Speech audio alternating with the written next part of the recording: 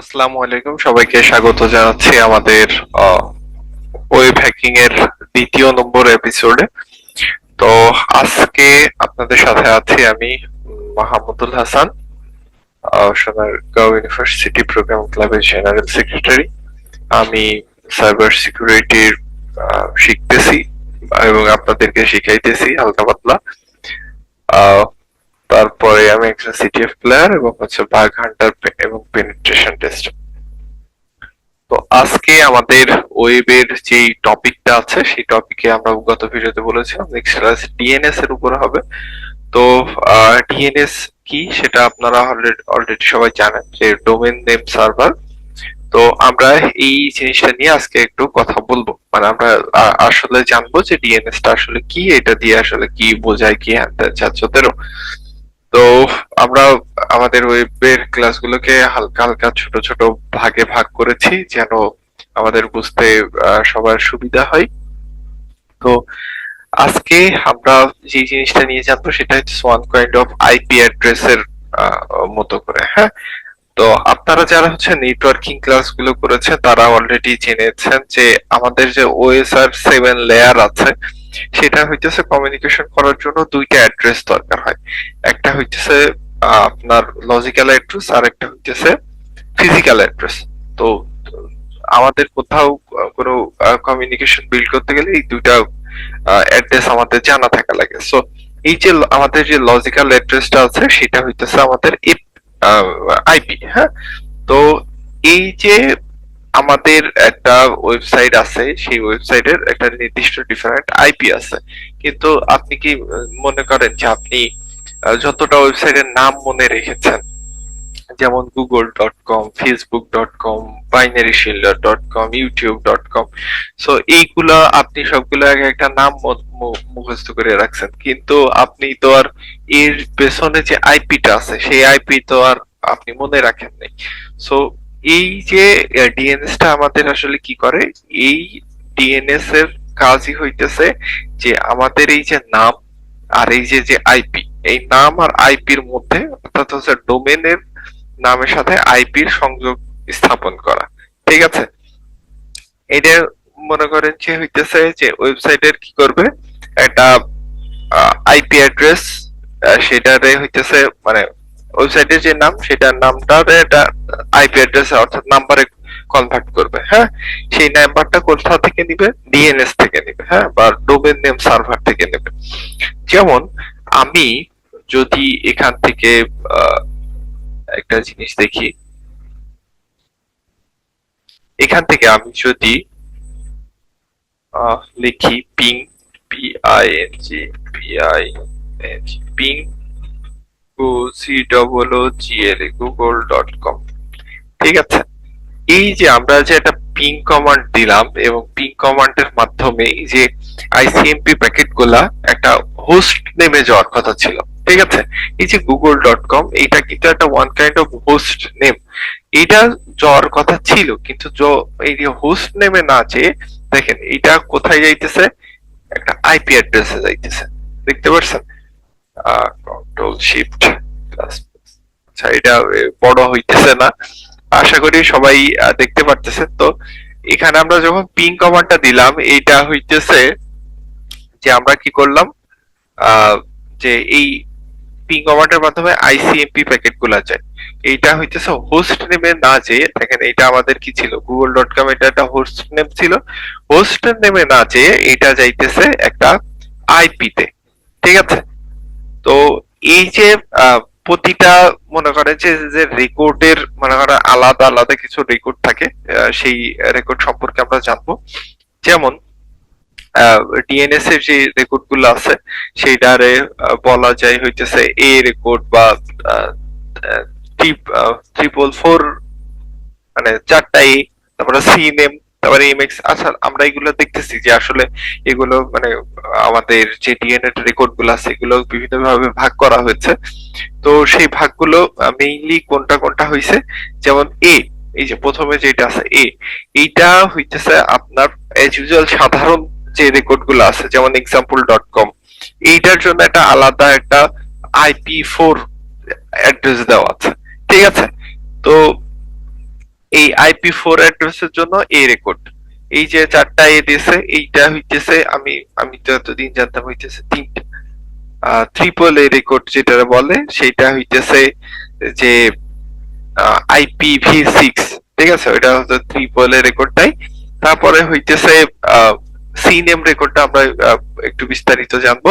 তারপরে MX record দেয় হইতেছে যে আপনাদের মেইল সার্ভারের জন্য। হ্যাঁ, আমরা যদি এই জায়গার একটা এক্সাম্পলের মধ্যে আসি, তো দেখেন mydomain.com এটা হচ্ছে এনএস দিয়েছে। হ্যাঁ, এই জিনিসটা দেখতেছি।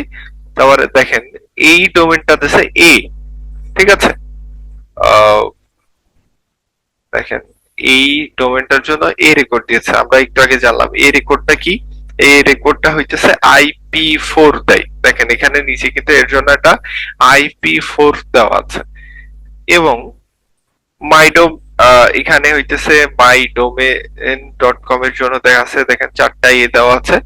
এইটার জন্য কি দেওয়া আছে, এটা IPv6, ঠিক আছে, এটা হচ্ছে IPv6 অ্যাড্রেসটা দেওয়া আছে।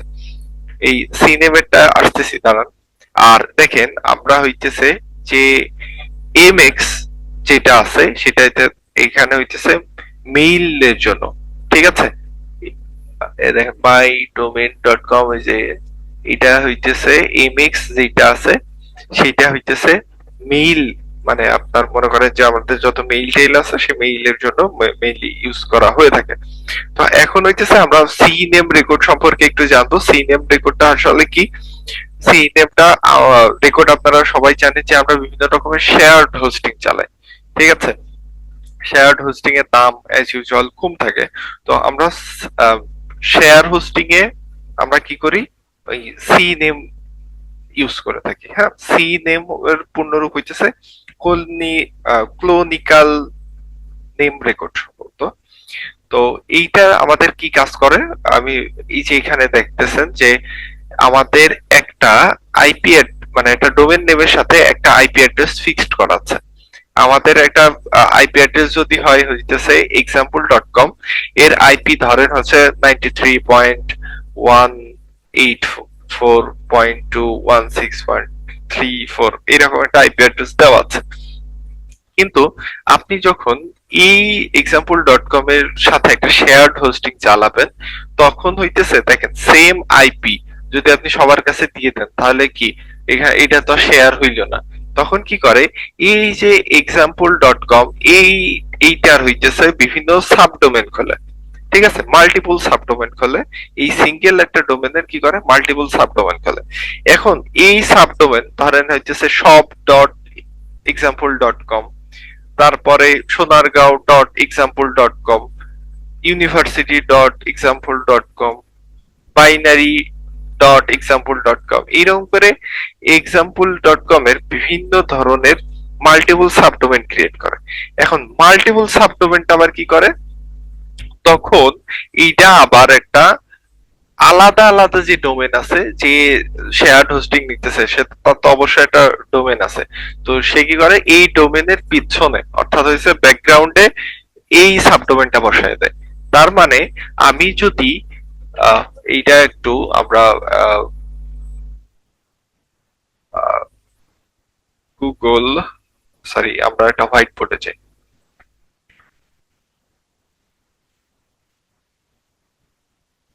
ঠিক আছে, আমরা একটু হোয়াইট বোর্ডে যাই। সো এখানে ধরেন আমার হইতেছে example.com,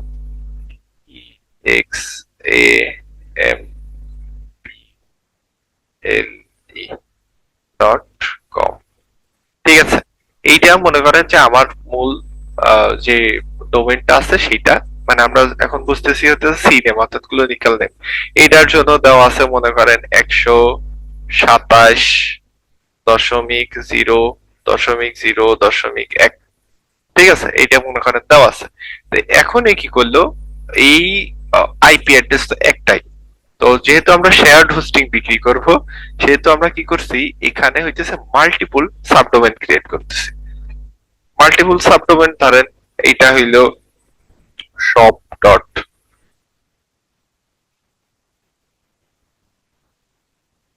ঠিক আছে, এটা করেন, আচ্ছা আমার মাউসটা একটু ফাস্টলি কাজ করে, অল্প নড়াই বেশি দ্রুত চলে, এটা মনে করেন বি, b.example.com, এইটা মনে করেন c.example.com, এইটা হইতেছে d.example.com, এইটা মনে করেন e.example.com। ঠিক আছে, তো এখন হইতেছে এই জিনিসটা আমরা যে শেয়ার্ড হোস্টিং বিক্রি করে সে আসলে এই আইপি অ্যাড্রেস তার একটাই থাকে, কিন্তু সে এই আইপি অ্যাড্রেসের একটা সাবডোমেন বিক্রি করে। আপনার যে হোস্টিংটা থাকে সেই হোস্টিংটা এর মধ্যে মনে করেন যতটা কাজ হয় সেটা। এখন আপনার তো একটা ডোমেন আছে তাই না, আপনার এই ডোমেনটা ধরি এখানে টেক্সট, আচ্ছা টেক্সট এখানে কি লেখা যাবে, আচ্ছা আচ্ছা আচ্ছা ভালো জিনিস পেয়ে গেছেন। আপনার দেখা যাচ্ছে এইরকম লিখলেন যে আপনার এটা ইয়ে হইতেছে hello ডট কম, ঠিক আছে, আপনি এই hello ডট কমটা এই সি এর নিচে দিয়ে দিলেন। আরেকজন আপনার একটা সেম কোম্পানি থেকে একটা শেয়ার হোস্টিং কিনছে, ওইটার মনে করেন হাই ডট কম, ঠিক আছে, এটা হইতেছে একটা হাই ডট কম। এবার আরেকজন শেয়ার হোস্টিং কিনছে, সেই শেয়ার হোস্টিং মনে করেন যে এইটা হইতেছে সরি ডট কম, ঠিক আছে, তিনটা দিয়ে দেখায়। তো এই যে ওরা কি করতেছে যে সরি ডট কম একটা শেয়ার্ড হোস্টিং কিনতেছে, সেই শেয়ার্ড হোস্টিংটা কার সাথে কানেক্টেড, ওই মূল যে জিনিসটা আছে, মূল যে ডোমেনটা আছে তার একটা সাবডোমেনের সাথে কানেক্টেড। সেইটা মনে করেন যে যেভাবে কানেক্টেড, অর্থাৎ এইটাই গেলে ওইটাই যাবে, এটা হচ্ছে আপনার সি নেম দিয়ে কানেকশন থাকে। তো এইটাতে কানেক্টেড হইলে আপনার এই সাবডোমেনে হিট করে, সাবডোমেনে হিট করা মানে সেই আগে যে আইপি ছিল তার ইয়ে করা।